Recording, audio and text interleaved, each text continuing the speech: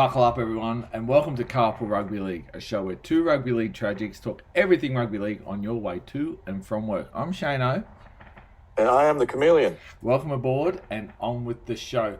Welcome, Chameleon. Quick show tonight. We're doing it on a Thursday just before the game tonight, so we've got to punch out some tips, punch out some stuff, and then go watch Eel Storm, which I think is going to be a pretty good game, actually, looking at it. I think so. If anything from last week is any indication. But we can't go on without seeing what caught your eye this week, Griff. Well, what caught my eye was the guy who's going to go around tonight from the Melbourne Storm. Last week they played the Roosters. Yep. Saw they were going, it was a really good game. Then, unfortunately, Jerome Hughes got injured, went off, and I thought, okay, Roosters are going to win this. And I'd tipped the Roosters. Well, we talked about that, and I actually thought the same thing. Well, yeah, there was no Flying Dutchman, there was no Munster, and then they lost Hughes. And I don't know if the Roosters were already in front at that stage, but they scored a try not long after Hughes went off, and I thought, oh, they're going to win this. Enter Harry Grant. I think he set up 2 tries and he scored one himself where he just went through and it was game over. And I didn't see anyone perform better than that over the weekend. There were some great performances from a range of different players, but it was the first game, Harry Grant. Yeah. I love Harry Grant as a player, especially when he's wearing green and gold. When he's wearing any other colour, I'm not as... I mean, I think he's a fabulous player, I just don't want to see him on the field because he's too good. You know what I love about Harry Grant? I think he's all class too. Like, his early days where he was swapped and he gives 110% regardless. So yeah, I think I agree with you. Yeah. I'll tell you what I did see over the weekend. Did you see the head clash in the Roosters Canterbury game? Women's Rugby League. Oh, I didn't see that game. Oh my god! It was two from one team, wasn't it? Yeah. No. It was one from the Roosters, one from the Canterbury. It was one of the worst head clashes I've seen. It was ugly. It's funny. I was sort of saying it to someone. Someone said, "Oh, you can't see it anymore," and with rightly so. I just hope they're both all right. I actually tried looking up to see if they're okay in their injuries, and I couldn't see it anywhere. But horrible. I think I just watched the mini, but I don't think they had that in it. Yeah, no, it was nuts. I recall that. It was a big hit. Okay. Look, like I said, we're doing an abridged version tonight, so we're going to do the Telstra Premiership NRL. We're going to look through the games. Like I said, we do want to nestle in and watch the Eels Storm game, and it's sort of getting to 7:10, so we better get cracking. And tonight we see the Parramatta Eels taking on the Melbourne Storm. 14th plays, third, both coming off the back of wins from last week. And I don't know about you, Griff, but maybe what caught my eye was the look on Michael Maguire's face when it got given no try. I had a chuckle. I read about it before I saw it because actually I was watching the game before and I think it was Cowboys and Dragons and I tipped the Dragons and then they were getting pumped and apparently they came right back into it. But I wasn't actually watching the game. I saw a score of Broncos up 12-8 or something similar. They were up at maybe 2 points.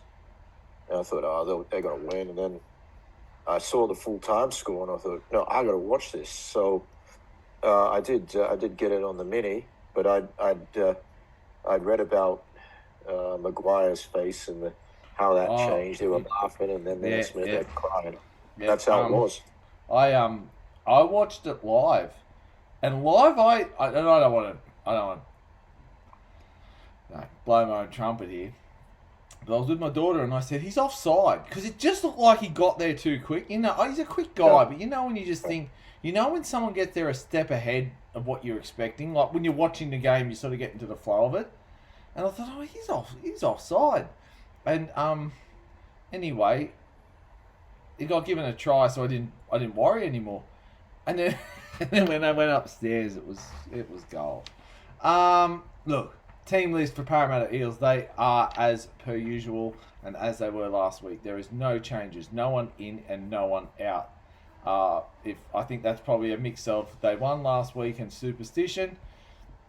For the Melbourne Storm, two big ins, Cameron Munster and Ryan Pappenhausen. They are in. Jerome Hughes is out of the Storm team. Trent Loiero is also out, and they're two big outs for me. I think, but coupled with two massive ins, and their captain Harry Grant is going to play a pivotal role in this game. It's at CommBank Stadium, and Parramatta. If there's one team in the league, I suppose. Although no, there's a couple of teams where the Storm really, they've got a nemesis, and for me, I think the Raiders is one, and the other's the Eels. I don't know. I don't know how Parramatta is going to play tonight. I think on the back of last week, they'd love to play similar football. However, they've got some massive ins in Cameron Munster and Ryan Pappenhausen. I actually think where this is going to be won is in the sort of the forward pack, but looking out wide, Sean Bloor and Katoa, I think that they're just going to have the edge when it comes to running wide, creating space, and that's gold for people like Nick Meaney, Xavier Coates. That's and when you got someone like Ryan Pappenhausen sniffing in and around the ball, it's going to be 6 points from anywhere on the field every day of the week. Parramatta are going to have to play out of their skin again. I don't think they can do it 2 weeks in a row. Melbourne Storm for me, Griff. Yeah, I back the Storm. I'm just looking through their side. Obviously, you mentioned the two big ends, but they're still a little bit short of their best team. I'd be surprised if Wishart plays too long at halfback. He's listed there. You got Jonah Pezzett on the bench, who is a natural halfback. And if he doesn't start the game, Pezzett, I think it'll be in early. And I just think they've still got too many guns to fire. Para will give them a run for their money. But I actually think I might have had the Storm to win by 14. As I look at the teams, I think probably I was, maybe a bit too much there, but I think the Storm will prevail. Para's been good. They're playing a good brand of rugby league, but the Storm, I think they'll be able to cope with it, and I think they've got a few more guns to fire. It should be a good game. I think it should be. Just on the Storm, I was looking at because I suppose as we're clicking into the final. I suppose we're in the final hour, and we can see the named side. I actually thought Lazarus Filipu might actually jump up into there. He's a prop. He's a front row forward, and Jonah Pezzett or Bronson Garlick sort of drop off there. But it doesn't look like that's the case. That'll be their final. 17 with the reserve. So that's Samrani. He's the reserve for the Parramatta Eels, and Bronson Garlick, Jonah Pezzett. That leaves Kamakamika and Chan as sort of their front row rotation, and I would assume maybe Garlick slips into Lockett sometime. Yeah, during I that. think So that's that's I it's only that you just mentioned. I saw that yesterday, and I thought maybe they'll Lazarus will rise from the reserves, but no, he hasn't. Anyway, no, it does smell like garlic at Lock at some stage. Yeah, I think so. On Friday, the 1st of August, Horse's birthday. So, men out there, if you want to, or women out there, if you want to make a joke about your mother-in-laws, and their birthday, you can always do it tomorrow. Friday, the 1st of August, we see the first game of the evening, the New Zealand Warriors taking on the Redcliffe Dolphins. I know they're just the Dolphins. We know we call them Redcliffe on this show. Look, interesting. Look, I'll talk about the outs, I think, for the Warriors, because there is a few. Harris DeVita, Fisher Harris, and Wade Egan, they are out for the Warriors. For the Dolphins, I suppose the key one is Kenny Bromwich. But in is Kafusi, Nikorima, and Smarashing on an albeit extended bench, but you never know what the final outcome of the Dolphins will be. For the Warriors, you've got Tamari Martin, he's the 5'8", Tanner Boyd, the halfback, Sam Healy is in a hooker, and Aaron Clark is in a lock. And I'm telling you now, I've seen that man. You would not be hassling him on his name. And Bunty Afoa makes his way onto the interchange bench. And that's pretty much where it all sits, I think. Freddie Lussick is in as well. So if you're sort of looking at that, he's on the interchange bench, Freddie Lussick. So without some guns there, the Warriors. This is... I was looking at this earlier, this game. I find it hard to pick because when I look at the Dolphins, I go, they're actually looking like a really settled team at the moment. They're looking like a team that's doing all the simple things right. The hammer at the fullback. You've got their forward pack firing. You've got Kurt Donahoe. Get that right in a minute. Jeremy Marshall King tying up the middle. Francis Molo, Felice Kafusi, doing some good things in defence. It's an interesting team, the Dolphins, for me, because I find them harder to pick than a broken nose. In saying this, I don't know if it's an upset. I don't know what Sportsbet are doing. Let me have a look. No, it won't be an upset. But I think our Warriors, how they're going at the moment, I think if they lose at home, it is an upset. I'm picking the Dolphins in this one, and I don't know why, but I just think that... I think the hammer is the X factor that's going to change this game, and he's playing for the Dolphins. Griff? No, I'm pretty confident in the Dolphins. They just got better side. Yeah, 100%. Like, I was going to tip him anyway. Before I knew some of those late changes. There's Wade Egan is a very good player. They're already missing Metcalf. Yes. They were missing Barnett, and now they're missing Barnett and Fisher Harris, the two captains, and they're strong men up front. This is a very depleted team, and the Dolphins have shown against a number of better sides than this that they can just rip them apart. And I think it's going to be a tough night for the Warriors, even in the fact that it's at home doesn't sway me at all. I just think that backline of the Dolphins, they had a rest last week at the bye. They got Cody Nikorima back in there. Too much pace, too much skill with the likes of Katoa. I think they win. Yeah, and I think further, they're looking at a top 8 berth, and this is one of the games they have to win. Yeah. Oh, they have to win. Yeah, if they want to make top 8, they go win this one. They have to win this one. They've got the guns to do it. At Suncorp Stadium, 8 o'clock tomorrow night, 1st of August. It sees the Brisbane Broncos taking on the South Sydney Rabbitohs. Selwyn Cobbo is a major in for the Brisbane Broncos. For South Sydney, Bailey Bentley Harper, he comes in for the dropped Munro's dropped, of course. Was he been that bad, Shane? Oh, he was horrible. He dropped about. Okay. I didn't see last week the game really last week. I just saw towards the end. In defence, he must have dropped 5 bombs. Okay. Not that they scored off them, but it just put South Sydney under pressure. Right. Jamie Humphries in a full halfback.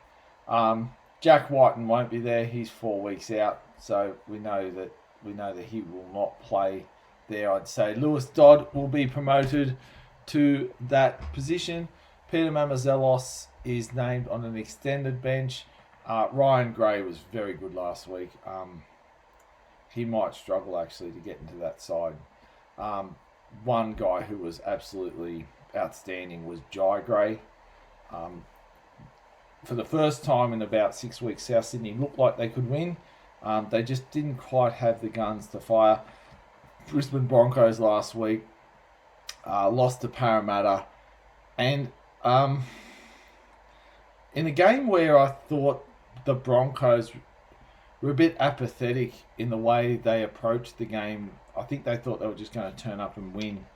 And it really did expose some of the issues that the Broncos still have, in that you can almost bully the Broncos are not that team. When I think back to the classic Broncos teams, they're this strong team that doesn't get flustered, that just you couldn't hurt them. Like words nor physicality could hurt the Broncos. Now they feel like a team that just get bullied and cry and go home. It's that's the way it felt for me last week when I was watching the Parramatta game, then play Parramatta. And look, South Sydney will have to play out of their skin. They are in an absolute hole at the moment. They're last on the competition ladder. They probably had their best game in a long time last week. Unfortunately, Jack White was a big part of that. He won't play a part of that this week. I can only assume they're probably going to throw. They're probably going to throw Lewis Dodd in the halves, and that's going to be Jamie Humphries and Dodd in the halves. Look, it's for South Sydney. It is what it is. Unfortunately, they're not going to have the troops to compete with the Brisbane Broncos. You know where my heart's going to pick, but I think if someone said your house was on it, I'd be throwing it on the Brisbane Broncos. South Sydney at $6. I haven't seen that in a long time. Like I said, my heart goes one way, but the house goes the other, Griff. It looks like a return to the days of the Lions v. the Christians. It's a complete mismatch on paper. The Broncos, they pretty much got all their guns ready to fire, and they need to. They'll be filthy at losing those 2 points last week. They had aspirations of making the top 4. That's going to be somewhat difficult. Other teams have got to fall for them to be a chance. So there's no way they're going to drop these 2 points. If they do, well, they're at risk of missing the 8. And I think the psychological damage, if they were to lose against the Rabbitohs, the team that the Rabbitohs are trotting out, you'd think it's almost season over for the Broncos. I don't think it's going to be. I'd love to see it. I'd love to see it another like last week where they thought they had it won, and there's a bit of a pattern there. They thought they'd won a grand final a couple of years ago as well, and they didn't. I did see I saw footage on Facebook of before I actually saw the game last week of Mam absolutely giving it to Lomax. Yeah. There was a meme about that. I don't remember what it was now. Yeah. Oh, I didn't realize till I watched the mini that it was in about the 3rd minute of the game. Yeah. And I think they pushed Lomax out over the sideline. Which I remember what the meme is now. I can't repeat that because that's totally wrong. Okay. All right. But he should be just pulling his head in this book. He's lucky, one, he wasn't in prison. And he's even more lucky, really, I think, to actually that he didn't cop the year's suspension. No wonder people don't like him. I don't like him. But anyway, he just needs to be a bit humble. Yeah, I agree. And he's just got to cop it more, carrying on like that. Anyway, they lost the game. So I don't know if Lomax had a right to reply afterwards, but he certainly could have. Lomax was quite good. And you know what I think with Lomax? I've seen some very classy things from Lomax. I suppose as a New South Wales fan, you get frustrated at Zach Lomax. I saw footage of him consoling a young kid who was crying on the footy field. And, he's getting ready for a game. Like, so many rugby league players would just be getting in their zone, and he took time out to make sure this young kid was okay. And you think, that's bloody classy for him to do that. And you know what? Last week, he just leaves football do the talking. Like, he didn't get into the malaise of it all. He didn't get into the, he just went about his business. And I don't know Zach Lomax from a bar of soap. I only know him as the rugby league player. But what I've seen in the last few weeks and the way he conducts himself, you don't have to meet someone to understand that might be a really genuine human being. And that's the way he sort of appears to me right now. Like, it's a good role model to have. And when he was, he copped an absolute mouthful and he just stood up and did his thing. And in the end, the Parramatta Eels won. So, I agree with you. I think Ezra Mam, if you're the Broncos, but you know what? Someone from the Broncos should have pulled him aside. And this is what I'm talking about, their fragility. Yeah. Someone should have... If that was the Penrith Panthers, mate, I'm telling you, Isaiah Yeo would have fucking pulled him aside and gone, you're kidding yourself, go. That's not what we're... And you wouldn't see it in them. He just would have gone... it wouldn't even happen. And that's what I'm thinking, it's... I know people talked about Penrith's cockiness back in the day when they scored tries, but they never did it outside of that. That's like you're sort of standing over someone in the 3rd minute of the game. Like if it was the 73rd minute and you totally owned them, I could get it. But you haven't even established your bloody attack or defence yet. Pull your head in and just play rugby league, champ. Anyway, we're going to preview. The Gold Coast Titans take on the Penrith Panthers at Seabus Super Stadium. This is at 3 o'clock on Saturday. I suppose for the Penrith Panthers, everything's on the bench and the same for the Titans, I think. Titans have quite a few. Hang on, no, they don't. Let me get this right. They're going for 2 in a row, the Titans. The Titans are going for 2 in a row. I hope they don't get it. Sam Verrills, he's playing hooker. So he's on there. Everything else is on sort of an extended bench. Looking at the teams 1 to 17, this is like looking at the haves and have-nots really. Penrith Panthers are the informed team of the competition. They are playing some outstanding football. They have got their mojo together at the right time of the year. The Gold Coast Titans are going for 2 in a row, but geez, without a Desi spray, you don't know if they're actually going to play any good. Regardless if this was, whether it was Seabus Super Stadium, Penrith Park or the Moon, the Penrith Panthers are going to win this well, Griff. Tell us why. Well, I hope they do. Obviously I was at the game last week and I was just so impressed with the way that they're playing Penrith Panthers football of the last 4 years now. Obviously they were pretty ordinary early in the year, and I sort of written them off. Not because of their lowly position on the ladder, just because they were playing badly.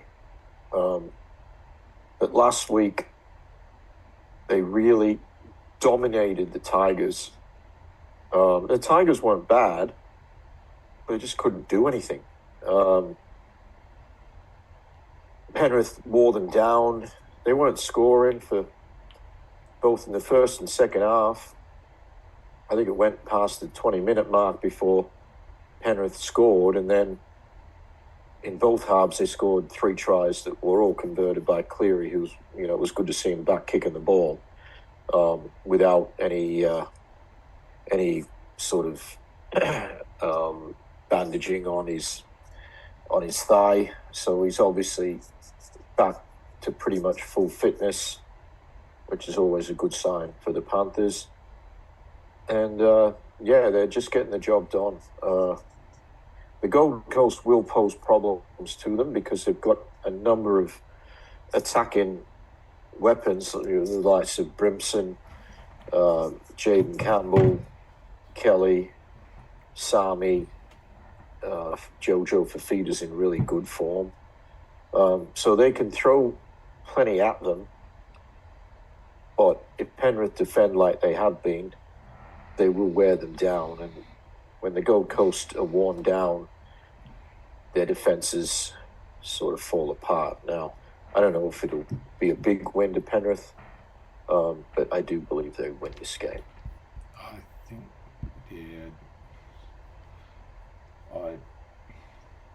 I think this is one of those games where Penrith are looking for a game to put the foot on the throat of the opposition. This is the one for me. I think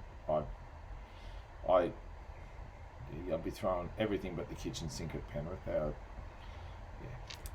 Next game, 5:30 at Wynn Stadium down at the Gong. We see the St George Illawarra Dragons taking on the Canberra Raiders. I suppose Jaden Sewer in for the Dragons. He's listed. He's out. I think he's out for the year. Yeah, it's interesting. Out. Sorry, Jaden Sewer's out. Sorry, my apologies. Jaden Sewer's out for the year. That is right. Interesting because I saw a series of the inside, and if you read today's article about the Dragons and their clean out, most of the people on this inside will be out next year. So you've got most of them. Hame Saleh, he's on the interchange bench, but everyone else is sort of on the extended bench. For the Canberra Raiders, Danny Levi, Sanders, Sebastian Chris are also named. So there's some big names in for them as well, especially when you look at their extended bench. Danny Levi in as number 18 may go up, may go down, depending on how it all looks. Canberra Raiders at the moment, they are a juggernaut. I suppose the thing with the Canberra Raiders now, you're sort of looking at do you pick against them to get that loss? They are first, and they are first by a country mile. They are playing some fantastic football. They've lost 3 games all year. They've still got a bye up their sleeve. They're on 36 points. They're ahead of the Dogs by 2 points, but with a bye in hand, and well in front of the Storm as well with the bye in hand. You'd almost look. I'm going to call it. I think the minor premiership is theirs to lose. I think they win this week. They've just got so many guns to fire. They're just looking. They're looking like a really happy rugby league team. And that's what I think the Raiders have tried to build over the years. This really stable, happy rugby league team where it's not about egos, it's not about personalities, it's about the team. And I think they finally have the troops to do so. When you're looking at their sort of interchange bench, and Morgan Smithies is on that. He'd be in many starting sides in this rugby league, in this NRL competition. And you look at their forward pack, it's just outstanding, and their back line's pretty handy as well. Regardless again of where this is, I think the Canberra Raiders win this and win this very well. Yeah, I agree. On paper, they're much stronger. performance-wise, they're much stronger. The Dragons, I heard part of an interview with one of their players. It might have been Jacob Little, who's probably been their best player this year. They still hold aspirations to make the 8, which is good that they hold those aspirations. But by my reckoning, they've only won 6 games. Mate, just go on the ladder now. I jump off the bottom 2 steps of my house every day and I hope I'll fly, and it hasn't happened yet. Yeah, 6 wins, 12 losses. Dead. Really? Jesus. I know there's 6 games left, so they could get possibly to 30 points. They're minus 64. Next week, we'll look at our predictions for the top 8. Yes. I did actually have a look, but they're no chance. They are no chance. And mathematically, they might be, but I think if they lose this game, even the mathematicians will give up on them. They've only won. The West Tigers have won a game more than the Dragons. That's right. Yep. And I know the Dragons have had a number of 1-point losses and a lot of narrow losses. I switched off the game last week. They were dreadful in defence. Just some of the tries that the Cowboys were scoring. And I tipped the Dragons, so I wanted to win. That's right. Against the Cowboys team that really is neither much chop either. Struggled. So, yeah, Raiders. There's only one possibility in this game. Yep. Raiders to win. Okay. I agree. 7:35 on Saturday. We see at 4 Pines Park in Sydney. It says in Sydney. I'm going to say Warringah. Brookvale. Brookvale, yeah, it's Brookvale. Brookie. It was funny. We actually drove past it a few weeks ago, and the girls were like, "Well, it's not Manly," and I said, "Yeah, but they're Manly Warringah. That's why they call Manly Warringah." So, and Warringah is an area; it's not a suburb. Right. That's exactly talked about that once before. So yes. Just like St. George is not a suburb. It's an area. It's an area of Sydney. Sutherland is a suburb as well as an area. So they're the only difference. They've got 2 suburbs. The Shire. So Manly Warringah Seagulls take on the Sydney Roosters. Sydney Roosters. At 4 Pine Stadium in Brookvale. Sheepdog is in for the. Has Sheepdog actually taken steps on the field in first grade? The funny thing is, he's always in, but I don't ever see. Yeah, but he never actually plays. Play, so that's the thing. The other one that I want to mention, and no, I don't. It's okay. I thought that it was somewhere else. So basically, look, Olakau'atu is out for the Seagulls. That's a big out, by the way. All the ins are for everywhere else on the field. Sandon Smith is out for the Roosters as well. Yeah, it's concussion. Yeah, protocol. Tom Rodwell. Victor Radley is in. Billy Smith is also in at centre. So they've got some.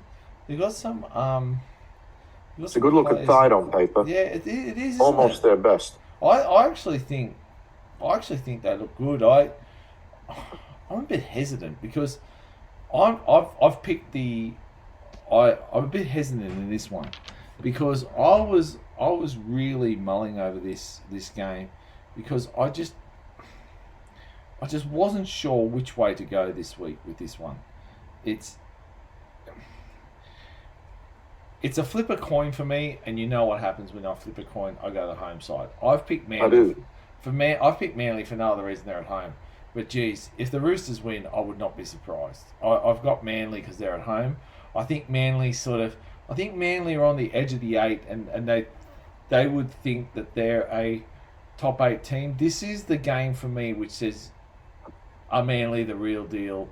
Can they do anything? If Manly lose this, I won't put a line through them for the 8, but going any further, they're basically cannon fodder as far as I'm concerned. I've got Manly Seagulls, but geez, not with a lot of confidence. Shane, earlier in the week, I went through and sort of did a ladder predictor, not like a computer one. I wrote it out because I was sort of preparing to talk about the road home. We'll do that next week. But I had Manly winning this game originally when I did that. Roosters losing, obviously. But then after Team List Tuesday, I looked at it, looked at the teams, and I thought, this is actually a pretty good Roosters side on paper. You know what? The more I'm looking, the more I want to change my tip. Well, I actually did. I changed. So we got Hugo Savala, which gives him the long kicking game, in at 6. He's been out for a week or two. Yeah. Pairing up with Walker, who's got the good short kicking game. Billy Smith's back, which is going to improve their outside backs. They've got a strong forward pack. Manly, you just don't know. They can be really good or they can be very ordinary. And in saying that, the Roosters haven't been consistent either. But if the Roosters lose this, I think it's season over for them. They'll fall, they'll be 4 points behind Manly. The Roosters need to win. That's it. I'm changing. I am going to. Here we go. Live on air. I'm doing the Roosters. I'm being taught. I agree with you. I just think that I did them at home, and then you know what it is for me. You know what's playing on my mind more and more. You flip that coin and then you go with the home team. Yeah, I know, but I think I was salty that the Roosters lost last week, and you know we both tipped my relationship with the Roosters. They should have won. They should have. I think Olakau'atu is a massive big loss. I think, you know, and when you got Victor Radley coming in, I've changed. I'm going Roosters. So that's basically, you know, I know South Sydney's something, but that's basically mainly away teams this week. And it's going to continue on Sunday, I think, on the 3rd. At CommBank Stadium, we have the West Tigers taking on the Canterbury Bankstown Bulldogs. There's a whole string of ins and outs that really I don't think play much. But the one big in for the West Tigers is Dream Buller. He's back in a fullback. We've got a second big in as well, Shano. Well, they've got Brett Naden on reserves. I'm not talking about him. No. Who's their Samuel Fainu. Fainu. Sorry, he's my last one. He's back. Yes. Yeah, they missed him. Yes, they have. He's a weapon. He is absolutely a dead set weapon. He's a gun second rower, and they'll do well to keep him because he's got skill and someone else who I've got to do a shout out to, and probably didn't do it last week for reasons best known to me. Got Adam DeWahey for the West Tigers. Massive heart. He's just trying every week. He's just trying and trying and trying. For the Dogs, they're 1-17 pretty much as is, except for Jacob Kiraz will be playing fullback. So that brings in Jacob Kiraz. So Jacob Kiraz at fullback. You have Burton, Galvin, and Marnie as their spine with James Salmon. Played very well last week, the Bulldogs, and I think they'll do the same this week. They are really clicking at times. They're playing football that's that sort of, you know, don't look at us at 59 minutes, but by the 60th minute we're going to click into gear. Getting massive dividends from their interchange bench, especially Kurt Mann and Josh Curran. They're playing some exceptional football. Hayes and Haywood are the same. Their interchange bench is doing the same job as the people that they're taking off. And look, the forward pack for them is outstanding. Starting to see how this half 5'8" combination of Galvin and Burton are clicking together with centres Bronson Xerri and Stephen Crichton. Once the ball goes wide, it's curtains.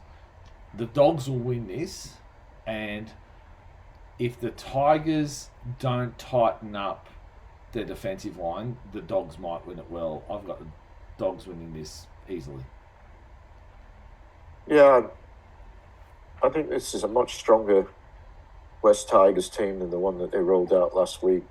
Buller will give them some attacking capabilities that they were missing last week, as will Samuel Fainu, and they've brought back Royce Hunt, who I thought was pretty good for early in the season. Interchange bench, yeah. He's been out for a while playing in New South Wales Cup. I think the Tigers will go with him for a while, but I don't think they'll be able to go with him for 80 minutes. I wouldn't actually mind seeing the Tigers win this game.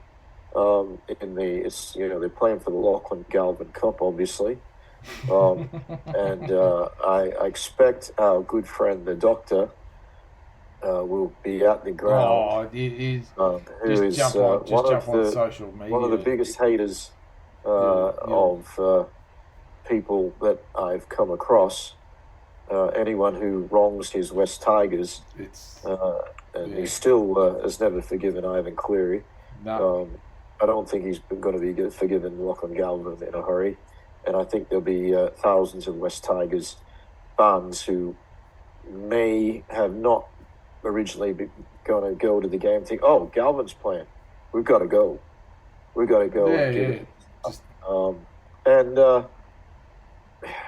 I don't think it's going to bother him too much. I think he's pretty happy where he is. I just think the Bulldogs have probably got a little bit too much class. Although the Tigers on paper, it's not a bad side. When you've got the likes of Buller, Taruva, May, Toa, and the outside backs, they've all got ability. Skelton's, he came from the Bulldogs.